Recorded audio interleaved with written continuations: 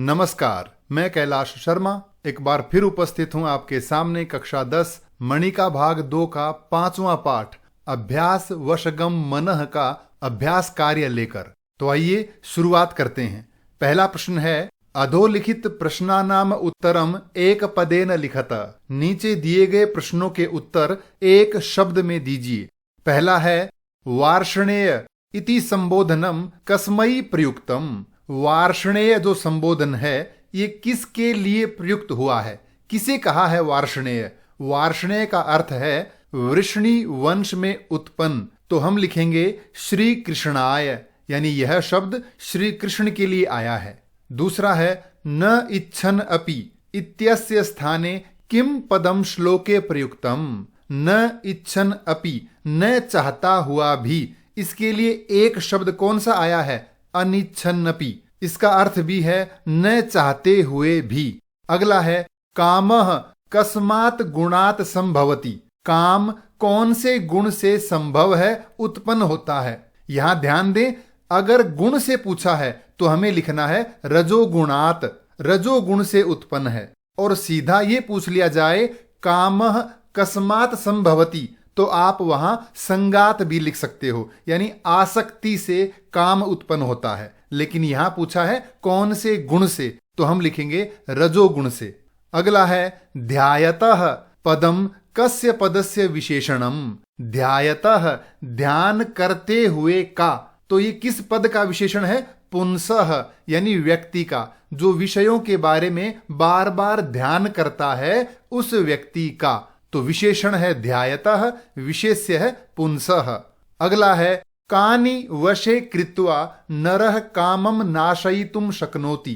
किन को वश में करके मनुष्य काम को नष्ट कर सकता है, उस पे नियंत्रण कर सकता है। तो किसको वश में करना है, इंद्रियाणि, इंद्रियों को वश में करना है। नाक, कान, आंख, जिह्वा, त्वचा आदि को।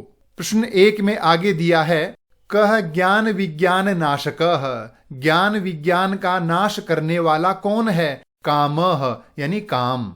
अगला है, मनः वशी कर्तुम किम कर्तव्यम। मन को वश में करने के लिए क्या करना चाहिए, अभ्यासः। अभ्यास से ही मन को वश में किया जा सकता है। अगला है, केषु आसक्ति ही न कर्तव्या। किन में आसक्ति, किन में लगाव नहीं करना चाहिए। तो क्या है उत्तर, विषयेषु यानी विषयों में। ये विषय कौन कौन से हैं, रूप, रस, गंध, स्पर्श आदि, यानी इंद्रियों के विषय हैं। आप चाहें तो यहां लिख सकते हैं इंद्रिय विषयेषु, दोनों ही सही माने जाएंगे। आगे बढ़ते हैं प्रश्न 2 की ओर। पूर्ण वाक्य में उत्तर दीजिए। पहला प्रश्न है, कह नरः सुखी भवति। कौन व्यक्ति सुखी होता है। यह काम क्रोधोद्भवम वेगम सोढ़ुम शक्नोति सह नरः सुखी भवति। जो व्यक्ति काम और क्रोध से उत्पन्न वेग को सहन कर सकता है वह व्यक्ति सुखी होता है। अगला प्रश्न है, क्रोधः कस्मात् जायते। क्रोध किससे उत्पन्न होता है। तो ध्यान रहे, क्रोध किससे उत्पन्न होता है, काम से। तो हम लिखेंगे क्रोधः कामात् जायते। क्रोध काम से उत्पन्न होता है। अगला प्रश्न है, सम्मोहात् किम भवति। सम्मोह से क्या होता है। सम्मोह यानी उद्विग्नता, उससे क्या होता है। तो सम्मोहात् स्मृति विभ्रमः भवति। सम्मोह से स्मृति विभ्रम यानी स्मृति का, स्मरण शक्ति का नाश हो जाता है। प्रश्न 2 में आगे दिया है, कस्य निग्रहम अर्जुनः वायोरिव सुदुष्करम मन्यते। अर्जुन किसको वश में करना वायु को वश में करने के समान कठिन मानता है। किसको मानता है, मन को वश में करने को। तो हम लिखेंगे मनसः निग्रहम अर्जुनः वायोरिव सुदुष्करम मन्यते। मन का निग्रह यानी मन को वश में करने को अर्जुन वायु को वश में करने के समान कठिन मानता है। चंचलम मनः कथम गृह्यते। चंचल मन को कैसे वश में किया जा सकता है। तो चंचलम मनः अभ्यासेन वैराग्येण च गृह्यते। चंचल मन को अभ्यास और वैराग्य से ही वश में किया जा सकता है। अगला प्रश्न है, पाठे वार्ष्णेय इति पदम कस्मै प्रयुक्तम। पाठ में वार्ष्णेय शब्द किसके लिए आया है। हम ये प्रश्न पहले भी कर चुके हैं कि यह शब्द किसके लिए आया है? श्री कृष्णाय। तो उत्तर होगा पाठे वार्ष्णेय इति पदम श्री कृष्णाय प्रयुक्तम। यह शब्द श्री कृष्ण के लिए प्रयुक्त हुआ है। आगे बढ़ते हैं प्रश्न 3 की ओर। रेखांकित शब्दों के आधार पर प्रश्न निर्माण कीजिए। पहला है मनुष्यः कामेन प्रयुक्तः एव पापस्य आचरणम करोति। मनुष्य काम के द्वारा प्रेरित किया हुआ ही पाप करता है। तो किसके द्वारा प्रेरित करता है? काम के द्वारा। तो प्रश्न बनेगा केन प्रयुक्तः। हम लिखेंगे मनुष्यः केन प्रयुक्तः एव पापस्य आचरणम करोति। मनुष्य किसके द्वारा प्रेरित किया हुआ ही पाप का आचरण करता है या पाप करता है। अगला है कामः एव क्रोधम जनयति। काम ही क्रोध को उत्पन्न करता है। तो क्रोध को तो हम लिखेंगे किसको? तो प्रश्न बनेगा कामः एव कम जनयति। काम ही किसको उत्पन्न करता है। अगला है काम एव अस्माकं शत्रुः। काम ही हमारा शत्रु है। तो हम पूछेंगे किसका शत्रु है? तो प्रश्न बनेगा काम एव केषां शत्रुः।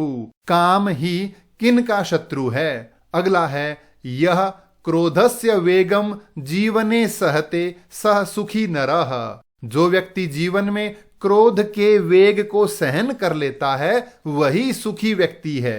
तो हम पूछेंगे कैसा व्यक्ति है? तो प्रश्न बनेगा यह क्रोधस्य वेगम जीवने सहते सह कीदृशः नरः। जो व्यक्ति क्रोध के वेग को अपने जीवन में सहन कर लेता है वह कैसा व्यक्ति है?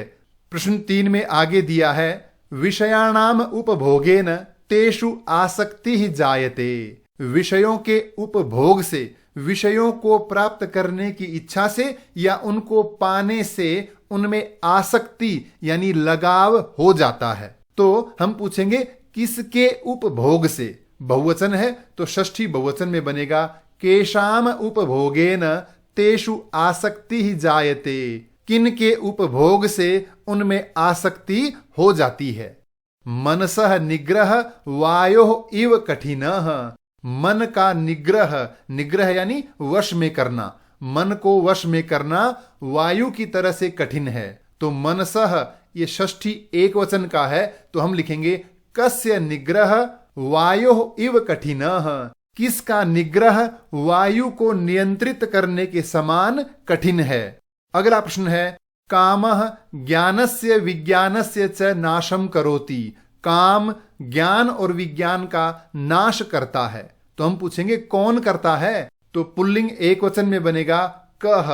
तो हम लिखेंगे कह ज्ञानस्य विज्ञानस्य च नाशम करोति। कौन ज्ञान और विज्ञान का नाश करता है।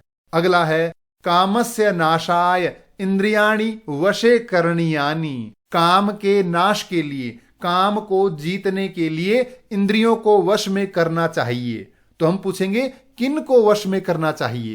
तो प्रश्न बनेगा कामस्य नाशाय कानि वशे करणीयानि। काम के नाश के लिए किन को वश में करना चाहिए। ये था प्रश्न निर्माण। आगे बढ़ते हैं प्रश्न 4 की ओर। यथा निर्देशम उत्तरतः। नीचे दिए गए प्रश्नों के उत्तर निर्देश के अनुसार दीजिए। पहला है अथ केन प्रयुक्तोयम पापम चरति पुरुषः। यहां किसके द्वारा प्रेरित होकर यह मनुष्य पाप करता है। अत्र किम क्रियापदम प्रयुक्तम। इस वाक्य में क्रियापद कौन सा है? क्रियापद यानी धातु रूप। तो इस वाक्य में धातु रूप कौन सा है? चरति यानी करता है।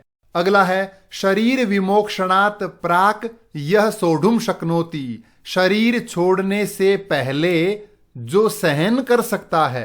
किसको? वेग को। तो यह पंक्ति है। प्रश्न पूछा है अत्र पूर्वम इत्यर्थे किम पदम प्रयुक्तम। इस वाक्य में पूर्वम यानी पहले, पहले के अर्थ में कौन सा शब्द आया है? तो शरीर छोड़ने से पहले कौन सा शब्द है? प्राक। इसका अर्थ है पहले। अगला है चंचलम ही मनः कृष्ण। हे कृष्ण ये मन चंचल है। अत्र किम विशेष्य पदम। इसमें विशेष्य कौन सा है? 2 शब्द हैं चंचल मन। तो विशेषण है चंचल और विशेष्य है मन। पूछा क्या है? विशेष्य। तो हम लिखेंगे विशेष्य है मन, यानी मन विशेष्य पद है। प्रश्न 4 में आगे दिया है सह युक्तः स सुखी नरः, वह व्यक्ति योगी है और वही सुखी है। इस वाक्य में योगी शब्द के लिए कौन सा शब्द आया है? कौन से शब्द का अर्थ है योगी? कौन से शब्द का है? युक्तः। तो हमने लिख दिया युक्तः। अगला प्रश्न है तस्याहम निग्रहम मन्ये वायोरिव सुदुष्करम, उसको नियंत्रित करने को मैं वायु को नियंत्रित करने के समान सुदुष्करम यानी कठिन, बहुत कठिन मन्य मानता हूं। किसको? मन को वश में करने को। अब इसमें प्रश्न पूछा है अत्र सुकरम इति पदस्य किम विलोम पदम प्रयुक्तम। सुकरम यानी सरलता से, आसानी से। इसका विलोम क्या है? सुदुष्करम यानी कठिनाई से, बहुत ही कठिनाई से। अगला प्रश्न है मनो दुर्निग्रहम कृष्ण, हे कृष्ण मन दुर्निग्रह यानी बहुत कठिनाई से वश में किया जाने वाला है। अत्र किम विशेषण पदम, इसमें विशेषण कौन सा है? तो मन और दुर्निग्रह दो शब्द हैं, तो विशेषण है दुर्निग्रहम और विशेष्य है मन। हमसे पूछा है विशेषण पद, तो हमने लिख दिया दुर्निग्रहम। आगे बढ़ते हैं प्रश्न 5 की ओर। विशेषण विशेष्य पदानाम उचित मेलनम कुरुत, नीचे विशेषण और विशेष्य दिए हैं, इनका मेल करना है। पहला है सुखी, तो विशेषण है सुखी, विशेष्य कौन है? नरः, सुखी व्यक्ति। अगला है चंचलम मनः, चंचल मन। रजोगुण समुद्भवः, रजोगुण से उत्पन्न होने वाला। क्रोधः यानी क्रोध, रजोगुण से काम भी उत्पन्न होता है। यदि ऑप्शन में काम हो तो वो भी कर सकते हैं। अगला है काम क्रोधोद्भवम, काम और क्रोध से उत्पन्न। वेगम यानी वेग। सुदुष्करम कठिनाई से किया जाने वाला। क्या? निग्रहम यानी वशीकरण, वश में करना। ये था विशेषण विशेष्य मेल। आगे बढ़ते हैं प्रश्न 6 की ओर। श्लोकात समुचितम पदम विचित्य अन्वय रिक्त स्थानानि पूरयत, श्लोकों से सही शब्द चुन के अन्वय में दिए गए रिक्त स्थानों को भरिए। तो हम अन्वय पढ़ते हैं। यह शरीर विमोक्षणात्, जो शरीर छोड़ने से, क्या? पहले, तो प्राक, शरीर छोड़ने से पहले। काम क्रोधोद्भवम वेगम, काम और क्रोध से उत्पन्न वेग को इह एव यहीं पर सोढ़ुम शक्नोति सहन कर सकता है। सह नरः वह व्यक्ति, युक्तः सह सुखी भवति जो व्यक्ति शरीर छोड़ने से पहले काम क्रोध से उत्पन्न वेग को सहन कर सकता है वह व्यक्ति सुखी है और वही योगी है। दूसरा अन्वय यहां दिया है, तो शुरुआत करते हैं। ध्यायतः पुंसः, ध्यान करता हुआ पुरुष। किन का ध्यान करेगा? विषयों का। तो हम लिखेंगे विषयान ध्यायतः पुंसः तेषु संगः उपजायते, विषयों का ध्यान करने वाले मनुष्य का उन विषयों में संगह यानी आसक्ति होती है। तो आसक्ति यानी संगह से क्या होता है? संगात कामः संजायते, आसक्ति से काम उत्पन्न होता है और कामात क्रोधः अभिजायते, काम से ही क्रोध उत्पन्न होता है। आगे बढ़ते हैं तीसरे अन्वय की ओर।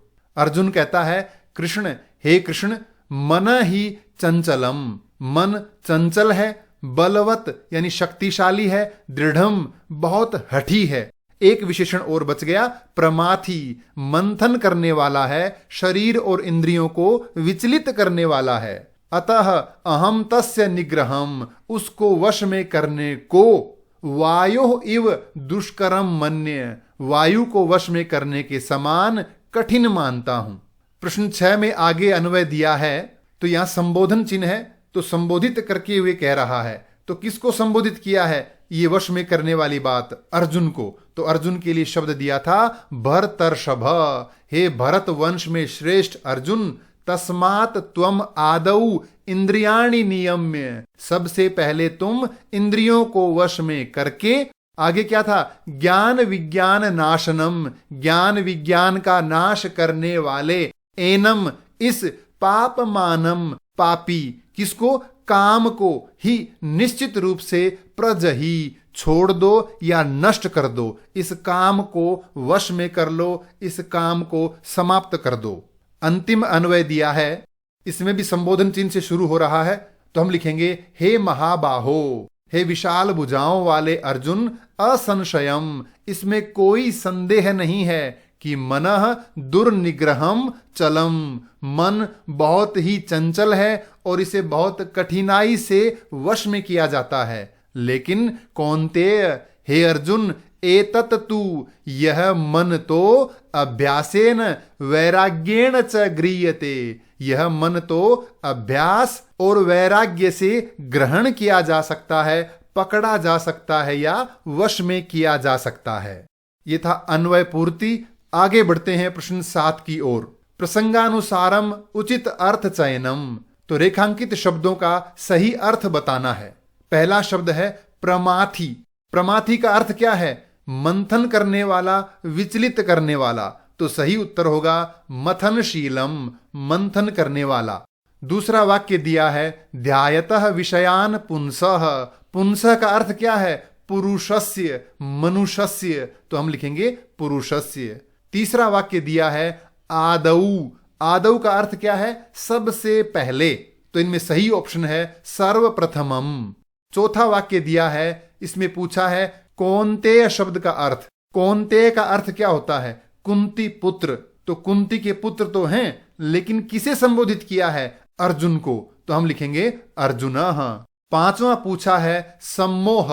सम्मोह यानी उद्विग्नता। क्या करें, क्या ना करें, क्या सही है, क्या गलत है, इस तरह का जो भाव है, विचलित कर देने वाली स्थिति है, उसे कहते हैं सम्मोह यानी उद्विग्नता। ये था प्रश्न 7। आगे बढ़ते हैं प्रश्न 8 की ओर। रेखांकित शब्दों का समस्त पद या विग्रह लिखना है। तो अनिच्छन ये समस्त पद है, इसका विग्रह बनेगा न इच्छन, न चाहता हुआ। अगला प्रश्न पूछा है रजोगुणात समुद्भवः। जहां दो शब्द दिए हों, पहले में विभक्ति हो तो वो विभक्ति हटाकर दोनों को जोड़कर लिखें। तो रजोगुण और समुद्भव जोड़ के लिखेंगे रजोगुण समुद्भवः, रजोगुण से उत्पन्न। तीसरा दिया है शरीरस्य विमोक्षणात्। दो शब्द हैं, इसकी विभक्ति हटानी है, बनेगा शरीर विमोक्षणात्, शरीर छोड़ने से। अगला प्रश्न पूछा है असंशयम। पहले प्रश्न की तरह से असंशयम न संशयम, यानी कोई संशय न हो। अगला पूछा है दुखेन निग्रहम। कठिनाई से निग्रह करने वाला। निग्रह यानी वश में करना। तो यहां हम दुखेन की विभक्ति हटाकर लिख सकते थे, लेकिन यहां इसका अर्थ है कठिनाई से निग्रह करने वाला। कठिनाई के लिए शब्द है दुर्उपसर्ग और आसानी के लिए है सुउपसर्ग। तो हम दुर्उपसर्ग लगा के लिखेंगे दुर्निग्रहम, कठिनाई से वश में किया जाने वाला। ये था समस्त पद और विग्रह। आगे बढ़ते हैं प्रश्न 9 की ओर। मंजूषा से ये सही अर्थ चुन करके दी गई क्रियाओं के सामने लिखना है। तो हमें इन क्रियाओं का अर्थ ध्यान होना चाहिए।